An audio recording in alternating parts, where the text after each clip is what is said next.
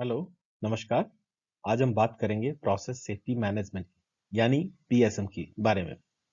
PSM का मकसद सिर्फ इंसिडेंट को रोकना ही नहीं, बल्कि कैटास्ट्रोफिस को रोकना मीन्स बड़े हादसों को रोकना। क्योंकि जब प्रोसेस सेफ्टी फेल होती है, तो उसका असर सिर्फ मशीनों पे नहीं, बल्कि इंसानों और पूरी कम्युनिटी पर पड़ता है।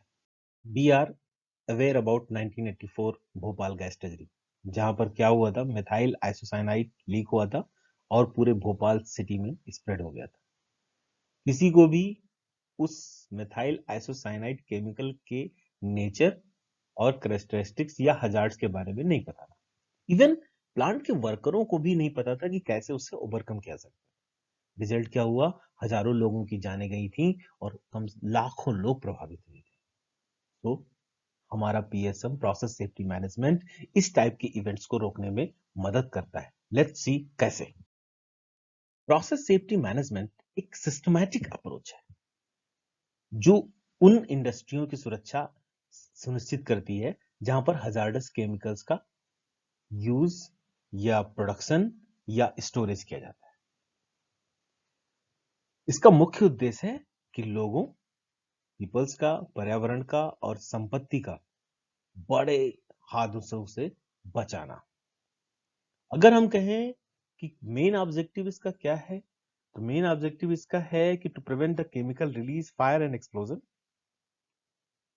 To maintain the mechanical integrity of equipment and system, to ensure employees are trained and competent, to investigate incident and implement corrective actions।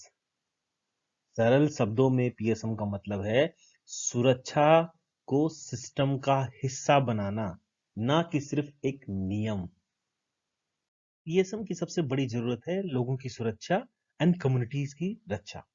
Work place accident न सिर्फ चोट या जान का नुकसान करते हैं, बल्कि आसपास के इलाकों को भी प्रभावित करते हैं। इसलिए प्रोसेस सेफ्टी मैनेजमेंट का मकसद है कि उन हजार्ड्स को कंट्रोल करना जो इतने बड़े और अनफॉरगिविंग हो कि उन्हें गैस वर्क पे नहीं छोड़ा जा सकता।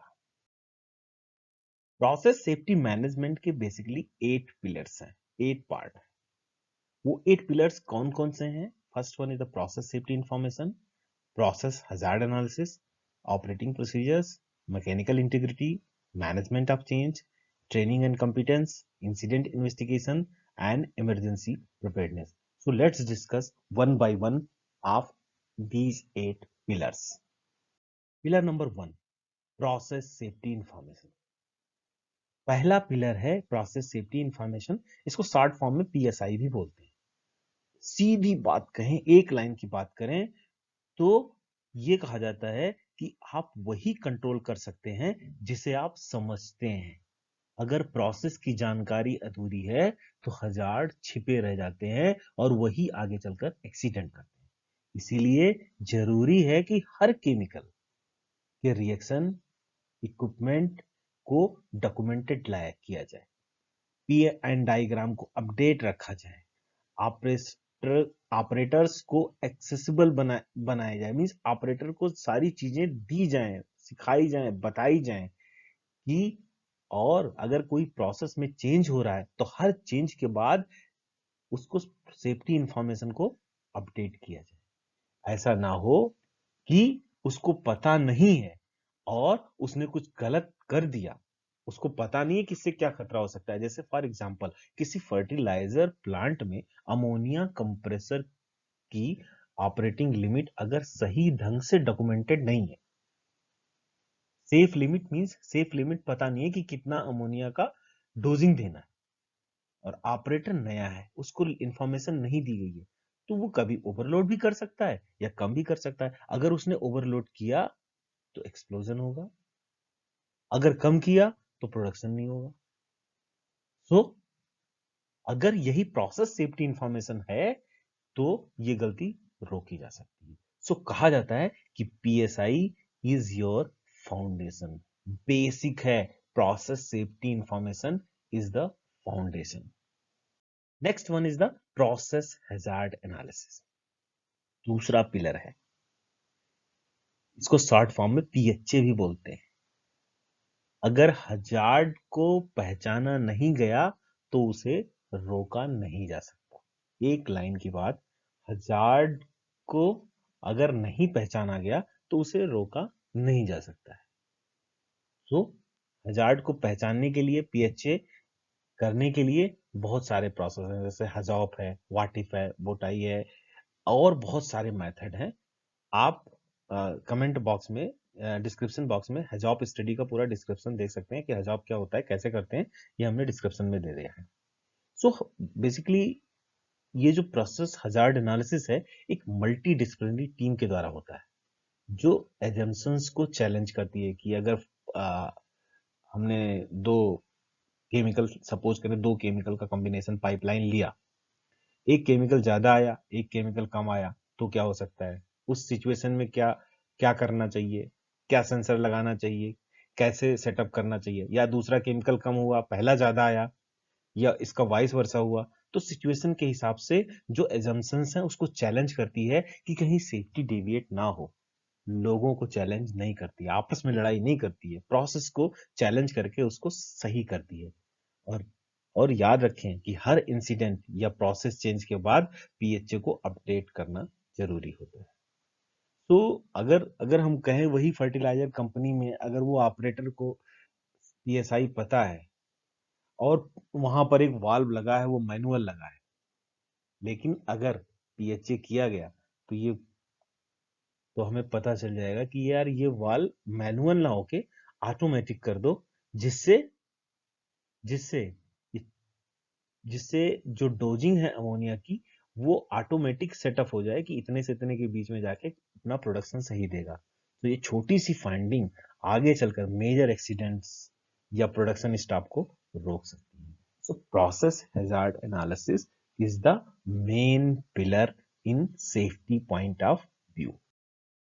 Pillar third, operating procedures. कहा जाता है अगर काम करने का तरीका इनकंसिस्टेंट है तो सेफ्टी भी इनकंसिस्टेंट होगी।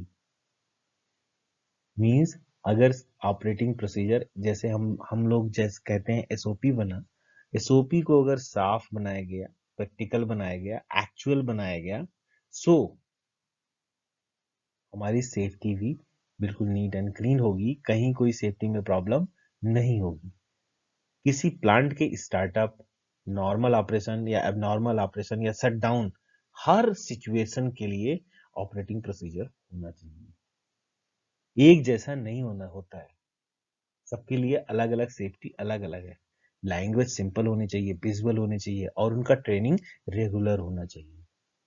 फॉर एग्जाम्पल, अगर हम कहें कि कोई बॉयलर प्लांट को हम स्टार्टअप कर रहे हैं, तो बेंटिंग, अगर बेंटिंग स्टेप मिस हो गया तो ब्लास्ट होना ही होना है। अभी एक रिसेंट एक इंडस्ट्री में ब्लास्ट हुआ था, वही बॉयलर लाइन में ले रहे थे, बेंटिंग नहीं हुआ, तो क्या हुआ, लाइन ब्लास्ट कर गई। सो हमें ऑपरेटिंग प्रोसीजर्स के थ्रू हमें ये पता होना चाहिए कि प्रेशर बिल्डअप अगर हो रहा है तो एक्सप्लोजन हो सकता है, इसलिए एसओपी को उसी हिसाब से बनाया गया ताकि ऑपरेटर बिल्कुल सेफली स्टार्ट कर सके प्लांट को, या शट डाउन कर सके, या प्रोसेस नॉर्मल वर्क कर सके। So if people can not follow it, it doesn't work, simple way. Pillar number 4 is the mechanical integrity. Equipment अचानक फेल नहीं होता, वो पहले वार्निंग देता है। सो हमें preventive maintenance, risk based inspection, testing and calibration, ये सब मैकेनिकल इंटीग्रिटी के हिस्से हैं।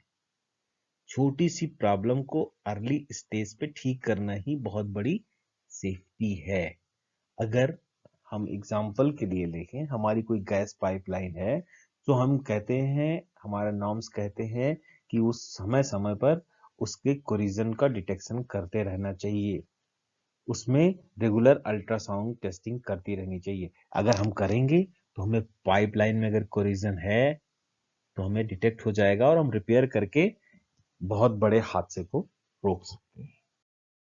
Pillar number 5, fifth, is the management of change. Short form में इसको एमओसी बोलते हैं।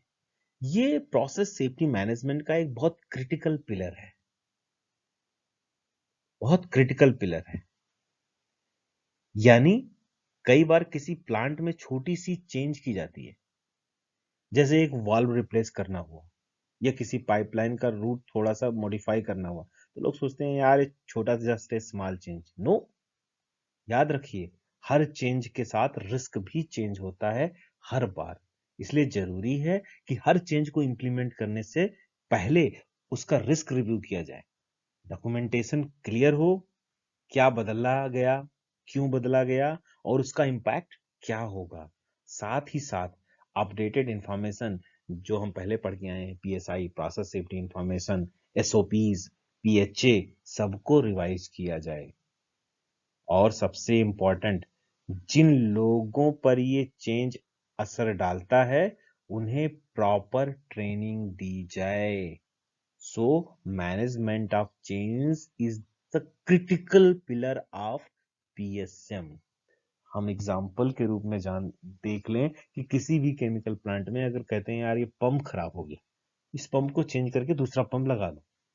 दूसरा पंप लगा रहे हैं तो हमें ये भी देखना है उसका अगर कहीं अगर डिस्चार्ज प्रेशर उसका थोड़ा सा भी ज्यादा हुआ और डॉक्यूमेंटेशन और रिव्यू नहीं हुआ तो नतीजा क्या होगा, पाइपलाइन ब्लास्ट होगा और टॉक्सिक केमिकल्स जो है वो लीक होगा, फिर बहुत बड़ा हादसा होगा। इसलिए अगर एमओसी प्रोसेस फॉलो किया गया तो इंसिडेंट को अवॉइड किया जा सकता है।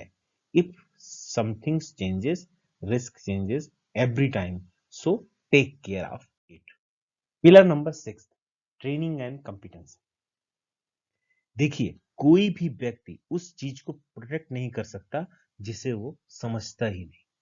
इसीलिए ट्रेनिंग सिर्फ फॉर्मल प्रोसेस नहीं है, ये सेफ्टी की सबसे मजबूत दीवार है, वॉल है, परफेक्ट वॉल है।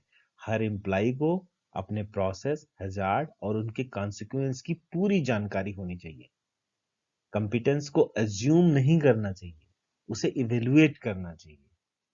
ट्रेनिंग को पीरियोडिकली रिफ्रेश करते रहना चाहिए और हाई रिस्क टास्क पर एक्स्ट्रा फोकस देना चाहिए। एग्जाम्पल के रूप में कहें कि अगर किसी रिफाइनरी में ऑपरेटर ने एक गलती से कोई वाल्व खोल दिया और उसे अपडेटेड प्रोसीजर की ट्रेनिंग नहीं मिली थी, रिजल्ट क्या होगा, fire and production loss. So timely refresher training देते रहना चाहिए जिससे इंसिडेंट को रोका जा सके। Pillar number 7, incident investigation. अगर हम बात करें कि कहावत है कि incidents does not repeat, mistakes do. मतलब अगर हम अपनी गलती से सीख नहीं लेते तो वही गलती दोबारा होती है। हर इंसिडेंट और नियर मिस को इन्वेस्टिगेट करना चाहिए, चाहे वो छोटा हो या छोटा ही क्यों ना लगे। रूट कॉज तक पहुंचना चाहिए, सिर्फ सिम्टम्स तक नहीं। Corrective and preventive actions assign करके उसका क्लोजर ट्रैक करना चाहिए। और सबसे ज्यादा जरूरी है कि जो कुछ सिखाया गया उसको पूरे प्लांट में शेयर करना चाहिए, पूरे प्लांट के लोगों को बताना चाहिए। जिससे क्या होगा, अगर कोई छोटा सा माइनर भी इंसिडेंट हुआ, एक्सीडेंट हुआ, तो लोग नियर मिस हुआ तो उसे इग्नोर नहीं करेंगे। और अगर यही होगा तो वो इग्नोरेंस ऐसे कोई माइनर चीज कभी मेजर में नहीं बदलेगी और कोई बहुत बड़ा इंसिडेंट एक्सीडेंट नहीं होगा। नेक्स्ट पिलर है इमरजेंसी प्रिपेयर्डनेस। जब सारा बैरियर्स फेल हो जाए तो आपकी रिस्पॉन्स कैपेबिलिटी ही आउटकम तय करती है। इमरजेंसी के वक्त रोल्स और कम्युनिकेशन क्रिस्टल क्लियर होने चाहिए। रेगुलर ड्रिल कंडक्ट करते रहने चाहिए ताकि हर व्यक्ति को पता हो कि उसका रोल क्या है और उसे क्या करना है। अलार्म्स एंड सेफ्टी इक्विपमेंट हमेशा रिलायबल एंड फंक्शनल होने चाहिए। हर ड्रिल के बाद इवेल्युएशन और इम्प्रूवमेंट जरूरी है। याद रखिए, in emergencies you don't rise to the plan, you fall to your training. अगर किसी केमिकल इंडस्ट्री में फायर अलार्म सिस्टम है तो उसका ड्रिल करते रहना चाहिए कि वो फंक्शन में है, काम कर रहे हैं प्रॉपरली। क्योंकि अगर एक्चुअल वक्त आएगा और अगर उन्होंने काम नहीं किया तो लोगों तक इंफॉर्मेशन नहीं पहुंच पाएगी और लोगों को ये भी नहीं पता होगा कि उन्हें क्या करना है। इसीलिए emergency preparedness is the last pillar of the PSM. So, PSM is not compliance, it's discipline. Process safety management सिर्फ रूल फॉलो करने का नाम नहीं है, बल्कि एक माइंड सेट है, एक कल्चर है जिसे हम सबको फॉलो करना है। Strong systems, strong controls and strong features ये तभी पॉसिबल हैं जब सेफ्टी को पेपर वर्क नहीं बल्कि डेली प्रैक्टिस में लाया जाए। So thank you so much. और इसी के साथ हम कंक्लूड करते हैं प्रोसेस सेफ्टी मैनेजमेंट की। हमने प्रोसेस सेफ्टी मैनेजमेंट पढ़ा, उसके 8 मेन इंपॉर्टेंट पिलर पढ़े। और याद रखिए, पीएसएम का मकसद इंसिडेंट को नहीं बल्कि कैटास्ट्रोफीज को रोकना है।